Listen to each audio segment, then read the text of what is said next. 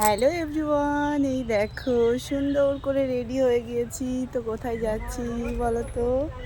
তো এই দেখো আমার বরমশাই আমরা দুজনেই রেডি হয়ে গেছি। তো এখন যাব একটা মেলাতে, আর আজকে তো নীল ষষ্ঠী, তো নীল ষষ্ঠীর একটা মেলাতেই যাব। তো চলো দেখাবো। তো বন্ধুরা, আমি আবারও চলে এসেছি নতুন একটা ভিডিও নিয়ে। এই ভিডিওটা কিন্তু ছোট্ট একটা মিনি ব্লগ। তো এই ব্লগ ভিডিও অনেক দিন ধরেই ভাবছি পোস্ট করব, কিন্তু কী নিয়ে পোস্ট করব? আমি তো তেমন বাইরে যাই না, বাড়িতেই থাকি। তো বাড়িতে ছোট্ট ছোট্ট কিছু ভিডিও পোস্ট করি। তো সেগুলো তোমাদের কেমন লাগে তোমরা অবশ্যই কমেন্ট করবে কিন্তু। আর এই ভিডিওটা ভাবলাম চলো তোমাদের সাথে একটু বড় করে কিছু, সেরকম বড় না, একটা মিনি ব্লগ শেয়ার করব। তো ফার্স্টেই বলে রাখি, চলে এসেছি হাজরাতলার মেলাতে। আর এই মেলাতে এসেছি প্রচুর প্রচুর জিনিসপত্র দেখতে। আর এই জিনিসপত্র কিন্তু দেখতেও খুব ভালো লাগে, আর বাড়ি নিয়ে যেতেও খুব ইচ্ছা করে। কিন্তু কিচ্ছু করার নেই, আমার বাড়িতে যেহেতু জায়গা নেই সেহেতু নিয়ে যাওয়ার কোনো উপায়ও নেই। জায়গা হলে অবশ্যই ট্রাই করব সব কিছু একটু একটু করে নিয়ে যাওয়ার। আর তোমরা কিন্তু জানাবে এই ভিডিওতে এই জিনিসগুলো দেখে তোমাদের কেমন লাগছে। আমার তো প্রচুর ভালো লাগছে। আর এই জিনিসপত্রগুলো যে একবার দেখবে তার না মনে হবে যে আমি সব কিছু বাড়িতে নিয়ে চলে যাই। কি করার আর বলো, ইচ্ছে থাকলেও সবসময় উপায় কিন্তু হয় না। এই যে দেখছো এই খাটগুলো, এখানে তুমি কি রকমের খাট নেবে, সব রকমের খাট পেয়ে যাবে।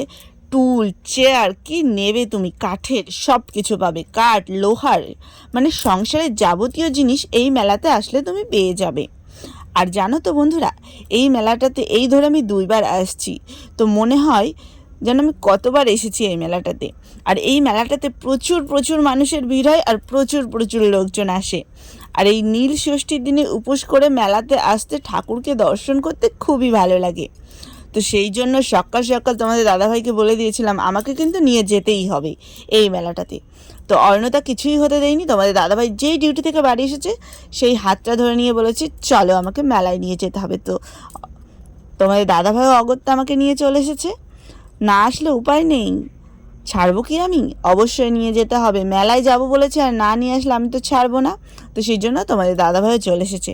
আর সত্যি কথা বলতে ওরও না আসার খুবই ইচ্ছা ছিল এই মেলাটাতে। তো সেই জন্য 2 দিন আগে আমাকে জিজ্ঞাসা করছিল যে এই মেলাটাতে কবে হবে বা কী বারে পড়বে, তো তাহলে কেমন ডিউটি থাকবে ওর, সেইভাবে আসবে। তো সেই জন্য বলছিল।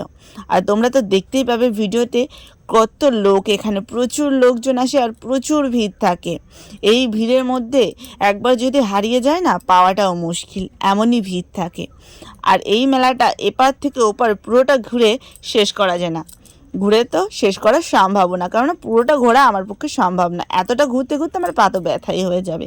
তো প্রথমেই ফার্স্ট চলে এসেছি যেখানটা আসল মেন, এই যে হাজরাতলা। তো হাজরাতলার এই যে তলাটায় আসলে এত ভালো লাগে কি বলবো তোমাদের। আর এখানে প্রচুর প্রচুর সন্ন্যাসী আসে, এটা যেহেতু সন্ন্যাসী মেলা তো সেই জন্য সন্ন্যাসী এখানে প্রচুর প্রচুর থাকে। আর তোমরা তো দেখতেই পাচ্ছ এখানে কত লোক, প্রচুর লোক। আর গাছটা তোমাদেরকে আমি ভালোভাবে দেখিয়েও দিচ্ছি, ওই প্যান্ডেলের ওপর থেকে যতটা দেখা যায়, কেননা প্যান্ডেল এতটা করেছে যে কিছুই দেখা যাচ্ছে না। তো ওদিকের ঘোরা আমাদের শেষ, এবার বাড়ি যাওয়ার পালা। তো বাড়ি যাওয়ার সময় ঠাকুর ওখানে গেছিলাম প্রণাম করতে, তো ওখানে দিল প্রসাদ। তো প্রসাদে একটু চলে এসেছি পুকুর পাড়ে, কেননা ওখানে গোটা ফল দিচ্ছিল। গোটা ফল একটু কাদা লেগেছিলো, তো ভাবলাম এই পুকুরের জলটাতে থেকে ভালো করে ধুয়ে নিয়ে একেবারে বাড়ি চলে যাবো। আর এই পুকুরটা থেকেই কিন্তু ঠাকুর আসে, পুকুরটা ধরে, আর এই পুকুরটা ধরেই চলে যায়। পুকুরে স্নান করে ওই যে দেখতে পাচ্ছ কোনার মাঠ, তো ওই মাঠ দিয়েই চলে যায়।